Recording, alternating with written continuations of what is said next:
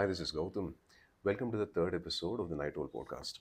So, for today's episode, we want to look at this inaugural organization called as Pax Silica. Now, if you take Pax Silica, what we know so far is only rudimentary, but if we get the foundation right, it'll be easy for us to proceed further. So, this was the actual news article, so we'll look into it. So, on December 12, 2025, the United States of America convened the inaugural Pax Silica. Now, what exactly is this organization? Well, it is centered around one important geopolitical interest of the United States, especially the supply chain which are related to semiconductors. So, the main purpose was to secure the supply chain of critical minerals and advanced manufacturing and logistical capabilities critical to new frontier technologies such as semiconductors and artificial intelligence. So, this was the main idea behind your Pax Silica. Now, if you look at the convention, United States has invited nine other partners, and each of the partners brings something to the table. Now, who are the partners and what is the initial idea? Well, if you take the United States, from Europe, they have the United Kingdom. Why United Kingdom? Because United Kingdom has very good innovation when it comes to the space in artificial intelligence. Now, expanding outside your Britain, in parts of West Asia, we have the countries of Israel. Now, if you take Israel, Israel is one of the world leaders when it comes to cybersecurity, and and you know that artificial intelligence is increasingly being deployed when it comes to defense technology. So that is one important reason why Israel, apart from the fact that it's a very important ally in the Middle Eastern region.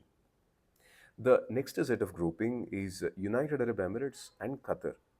Now, you might be thinking, what do these two countries bring to the table? Well, they bring funds.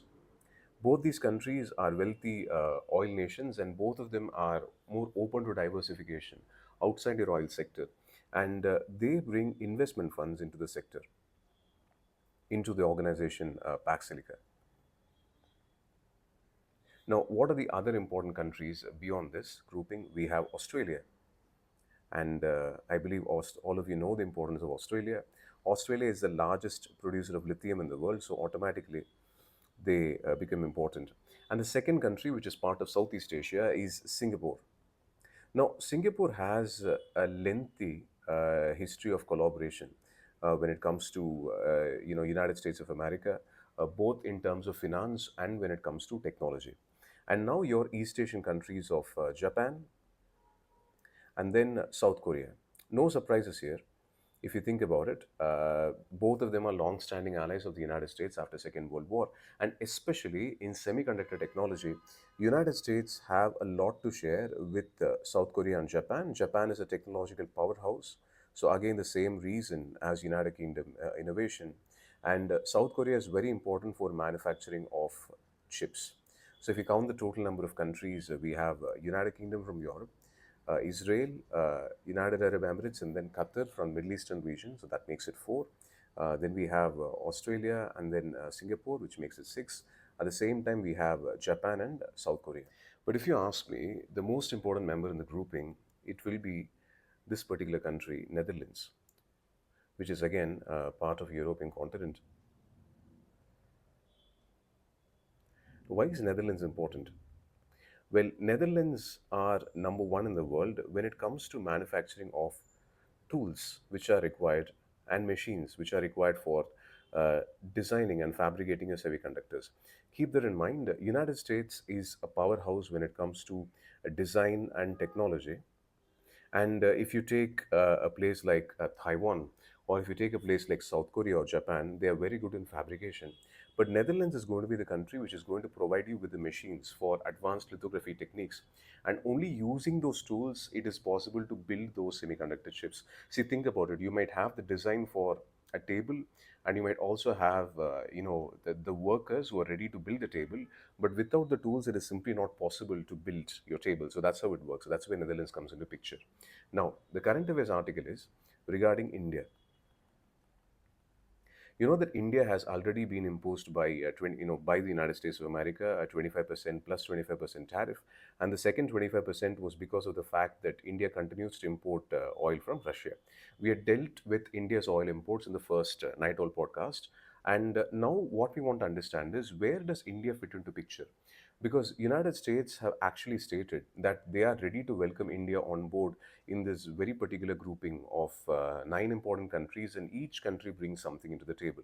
Now, what we just want to understand from exam perspective, that is from your gender studies paper 2, like what exactly is Pax Silica? We have the definition, and if they're going to ask you a question, it will be how is what is going to be India's role in Pax Silica, and if India joins Pax Silica, what are going to be the strengths which it can offer? At the same time, are there any issues or weakness for India? So the first understanding is the strengths in India's position. So India has a history of collaboration when it comes to countries like United States of America and Singapore, when it comes to collaboration between companies, especially participation from both government sector and private sector. That is going to be point number one. Second is, in the last 12 years, India has vastly expanded its digital infrastructure. So that's an important point to note. Think about the telecommunication revolution. At the same time, the greater adoption of uh, UPI systems, payment systems. So digital infrastructure has vastly expanded. There is greater penetration, internet connectivity, especially after COVID-19.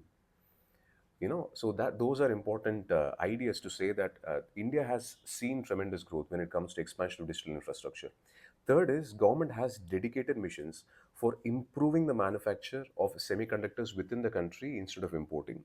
At the same time, creating more startups which are related to artificial intelligence, especially both for large language models, at the same time providing a framework in which your companies can develop. Then, number four, India has a highly talented pool of labor, and this labor is again connected to the point on collaboration which we find right here. That is, large number of Indians work in the Silicon Valley, especially those who travel with reference to H-1B visa. I know what you're thinking, that United States of America has increased the total fees for applying for a H-1B visa, which makes it unviable for most companies. But this can be an important bargaining tool for India, which will help us to push through in Pax Silica. And finally, when it comes to the total supply chain, it is possible for India to involve in multiple levels. That is, be it labor level, be it manufacturing level, at the same time the collaboration level. So you have to understand that India has multiple parameters in which it can positively contribute to Pax Silica. Now, whenever you write an answer, you look at the second dimension also. And the second point is we are lagging in certain things. The first being, if you look at the nine partners which you already discussed, India will be the only developing country. So when it comes to a developing country, India has other priorities like healthcare, education, and sanitation. So we have other issues. So stepping up our position when it comes to minerals will be a challenge, especially staying on par with developed countries. That's point number one.